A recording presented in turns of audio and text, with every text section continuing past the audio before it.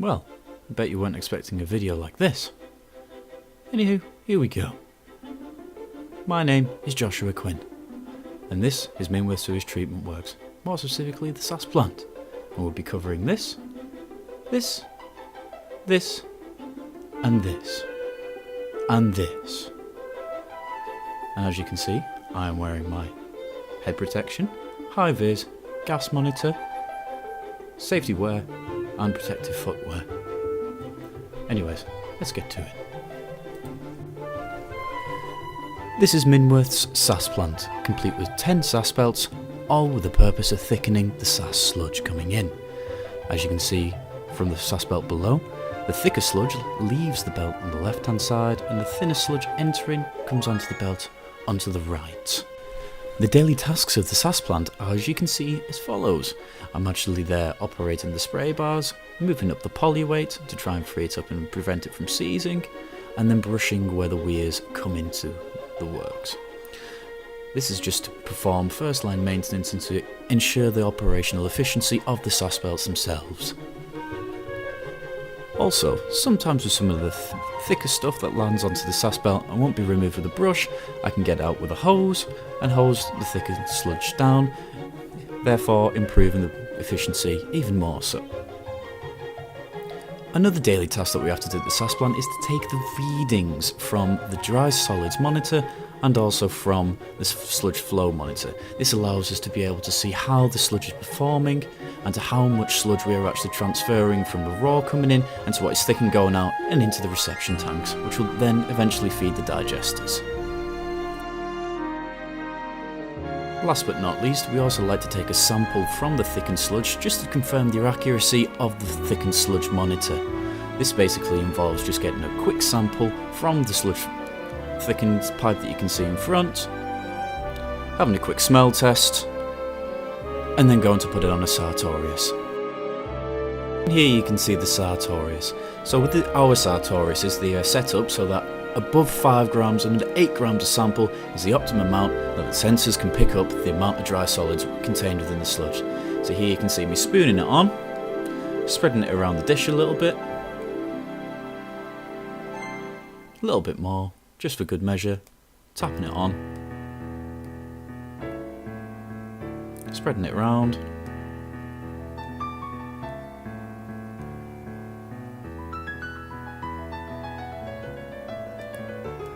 happy with the amount, and closing the lid, ready to start the test.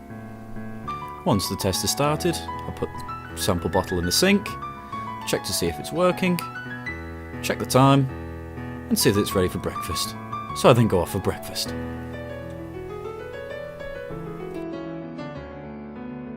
"12 seconds later."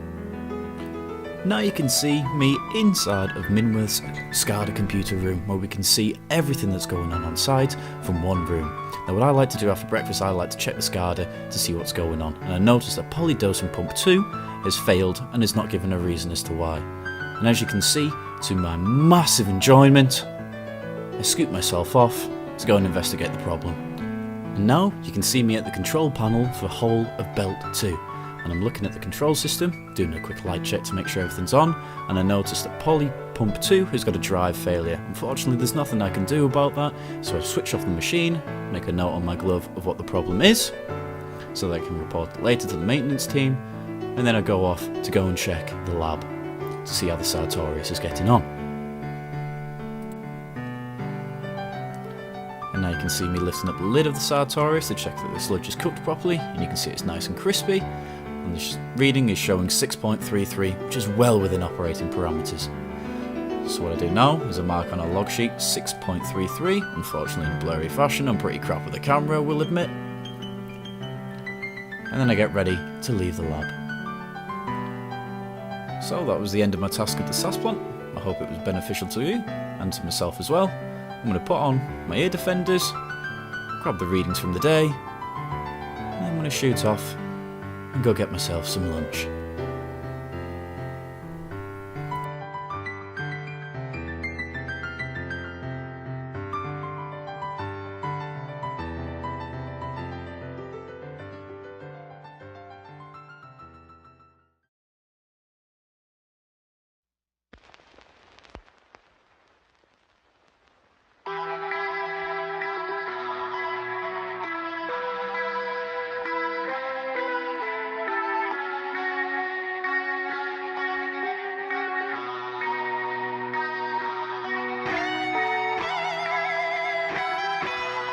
Yep, this is Minworth's secondary sludge digestion plant.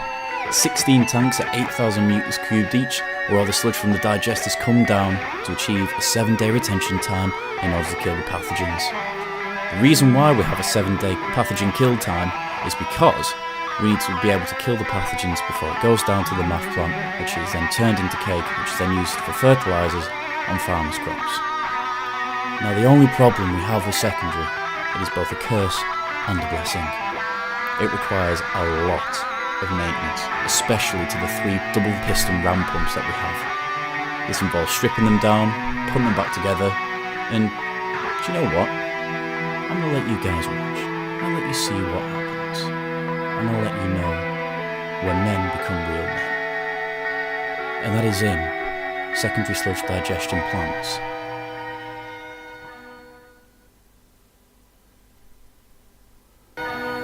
Maintenance activities.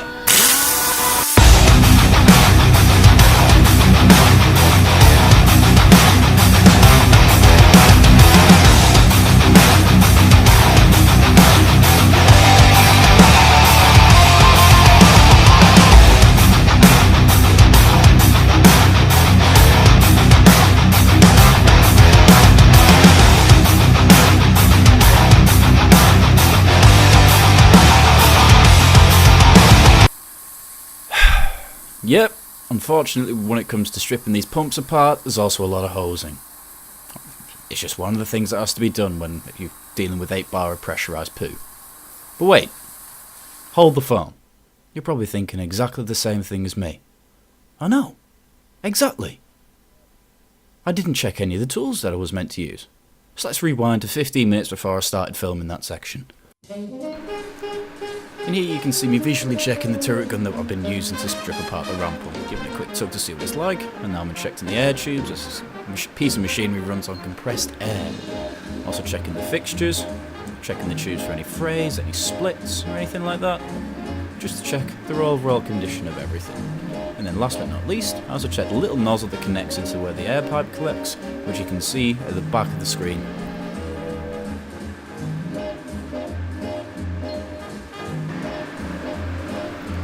Just going to give it a quick visual check to see what it looks like, as this is the main air compression line which is hooked up to the air compressor at the back. So I'm just going to plug the nozzle in, turn the air on, and then whilst I'm doing that I'm also listening out for any hisses that I can hear, which indicates an air leak in any of the pipes. Once that's done, going to do a couple of fires, see it's all working okay. One long fire just to make sure everything's alright, pop it down, good to use.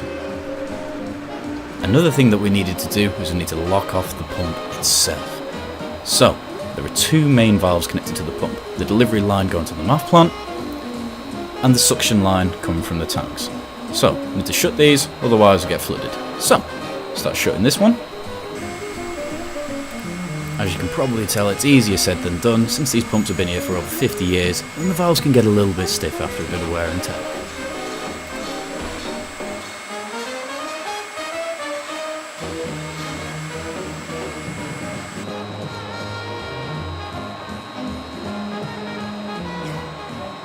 Next one is to try and shut the delivery line, but to be honest, I realise that it's already shut, so I'm just going to leave it as is. Next thing I grab is a lock-off chain, which can thread through all the valves, and then put a red asset lock onto it, with a tag to indicate anyone that comes over that there's work that's being done on it, and to indicate that it shouldn't be unlocked unless absolutely necessary.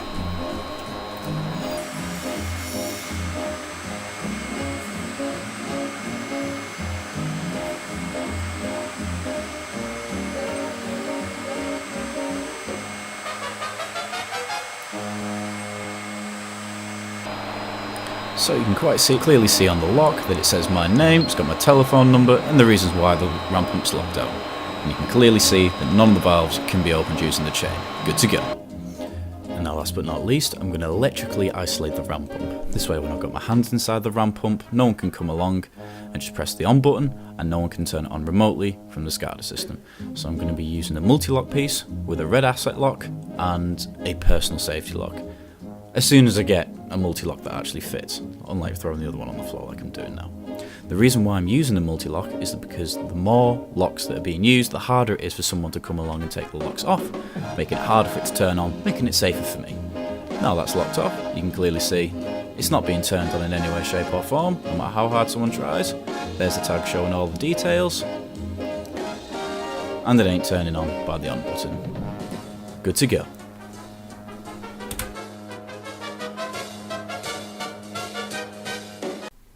Oh yeah, I forgot to mention why I was stripping the ramp up in the first place. Alright, so let's go back to after all the awesome slow-mo metal stuff happened. Around this point, after I've stripped everything down and I've taken the non-return valves out, I'm actually having a look inside to see what the pump condition is like. Unfortunately, since it's quite a tight space, I couldn't get my camera in there, but I'll show you a comparison in a pretty short while. Anyways, these are the clacks. So you can see the clacks here are basically just big, semicircular balls of metal. Anyways, these attach to chairs inside of the pump, and they basically lift and drop down, depending on which way the ramp pump is stroking. And you can see in the bottom there, that's where it goes into the actual sealing of the housing inside the pump, and it creates a seal so they can produce vacuum and pressure in order to make stuff pump. So having a quick look at the overall condition of it, we're having a look at where the fixtures are, and they're also having a look at the clack pin, which you can see here. So having a look at the general condition of it, whether or not there's any corrosion, erosion, wear and tear on the parts. And all in all, it looks pretty good. There's a little bit of wear on the inside of where the clack pin is, but apart from that, no, it's all good. So we can put that back together again. Anyways, this is the main reason why the pump was taken apart. These are the leathers which sit on the piston head which produce a seal in the cylinder. That was a normal one you just saw, and that's the old one. You can see it's completely torn itself to shreds, it's all ragged up, so evidently it's come loose at some point and it's actually wrapped itself around where the piston head is and it's just completely obliterated itself. So, there's been a maintenance job on that they've been helping out on to get that changed and put the new one back in. Anyways, now we've worked out what it is, time to put everything back together again. Cue the music.